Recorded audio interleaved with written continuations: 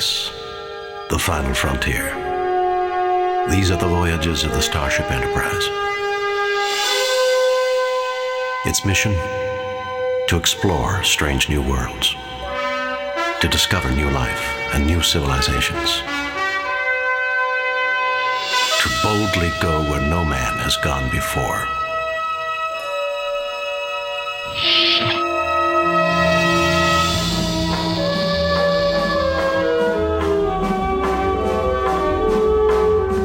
When Star Trek first appeared on television in 1966, there was no such thing as a personal computer. The viewer could get no closer to Gene Roddenberry's world than his or her imagination. Now, however, computer technology allows anyone who owns a computer to not just watch, but to participate in the adventures and interact with the crew of the Enterprise. Not so long ago, one person, with the aid of one or two programs and a creative flair, could design, develop, and market the next generation of computer games. In this age of faster computers, more complex programming languages, and demands by players for ever more complicated adventures, this is no longer true. The age of multimedia has arrived, and with it, the need for larger budgets, longer development times, and a team of talented individuals in a variety of crafts. Just what does it take to create a game the size and complexity of Interplay's Star Trek Judgement Rites? Consumers of today's computer products, especially entertainment products, have come to expect a great deal from them. Computer games now have fully rendered graphics, and they have the highest quality possible sound. And also, the gamer is expecting a very plausible storyline. So with all of that in mind, we spared no expense to guarantee that not just the gamer, but the Star Trek fan, who's also a gamer, would have a very satisfying experience from playing this game. Let's put the pieces together and see how Judgement Rites was made. It starts, of course, with an idea. Brian Fargo, founder and president of Interplay Productions. What we want to do was create a game that was a simulation of the original Star Trek series as opposed to a simulation of Star Trek. And so in doing so, we wanted to do something that was very episodic in format so that people could sit down each night and solve an episode and up to its final resolution by using their brains and their skills and do it over a series of 8 different episodes that are all linked together with a common theme. We felt that this was the closest you could get to simulating the original series rather than doing one big adventure that would take, say, 40 or 50 hours to complete. The plot of Judgement Rites is one familiar to science fiction fans. An alien race, the Brassicans, are conducting a test. The subjects of the test are the crew of the Enterprise and the crew of a Klingon warship. How they conduct themselves during the test will determine the fate of both civilizations for centuries to come. Failure could mean isolation, or worse. Rusty Butchert was the producer for the original floppy disk-based version of Star Trek Judgement Rites. And he produced a very wonderful game where the story is based on the Klingons and the Federation and how they're being evaluated by this race who call themselves the Brassicans. All 8 episodes that we present in Star Trek Judgement Rites are set against this backdrop. And in several episodes, there are confrontations with the Klingons, or with Trelane, or with some other characters. And the Brassicans are testing the mettle of Kirk and his crew. And at the same time, they're testing the abilities of the Klingons to handle those situations.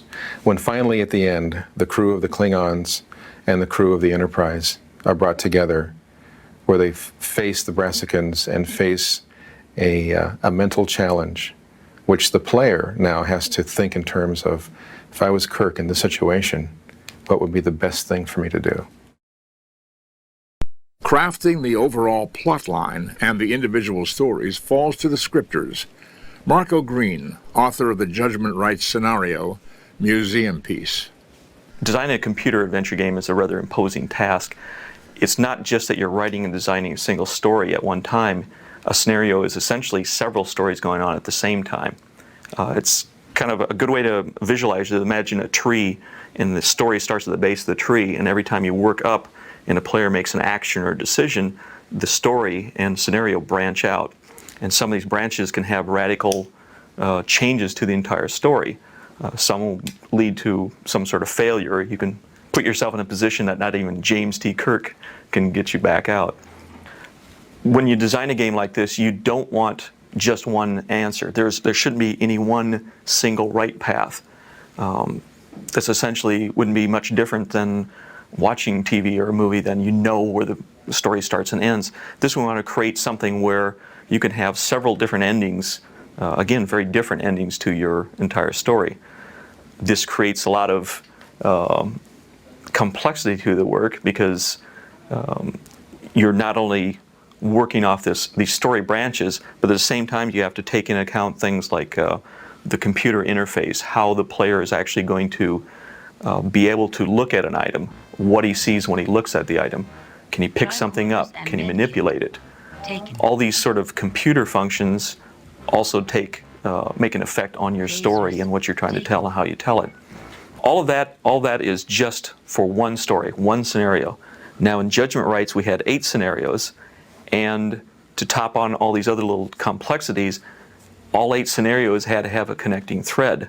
So that meant that even if one scenario had maybe 4 different endings, each one of those endings had to logically progress this overriding story thing. So again, it's just one more thing to throw in this entire mix, which meant that all the writers, Liz Danforth, Mike Stackpole, Scott Benny, and I, we all had to do quite a bit of communication on this project.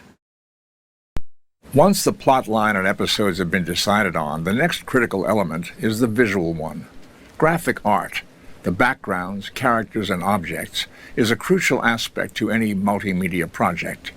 It is a time-consuming process which requires excruciating detail to provide a rich visual atmosphere. So, how do we get this from this? Todd Camasta, head of Interplay's art department, explains. Star Trek Judgement Rites was a sequel from the original 25th anniversary. So we had already established a look and a style. It is also, what made our job easier is the fact that it is an established look from the 70s. The series is 70s high tech. So we already had a style. We had personalities already established by famous actors. Our job was to take that interface from the first game and to put it into the sequel. Sometimes there are some people on a project that are just better animators or better background people, and what we try to do is to use those strengths to make an animation better or make the process run smoother, faster, whatever. On one part of this project, I was basically a fill artist, where a person I was teamed up with was a much better animator, and he would go ahead and do the line art, and I will take his line art and color it in. And to me, that's fine. That's part of the art process. I don't mind doing things like that.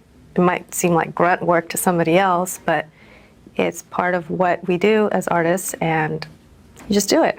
The sequel for Judgment Rites, we put more humor into it. We knew that there would be voices. It made it a little bit easier, a little more fun. And I think that was the key to managing 11 people, is to make it fun. And they all had the same goal. When you're doing a sequel, it is a lot more easier to have a goal, have a finishing line, have the light at the end of the tunnel. So it made it a little more easier for me on the second run, managing this many people.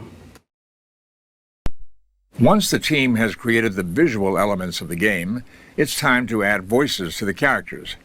Here, I'm taping voiceover dialogue from the Judgment Rites script. Unlike a movie or television plot where there's only one outcome, a linear plot line, if you will,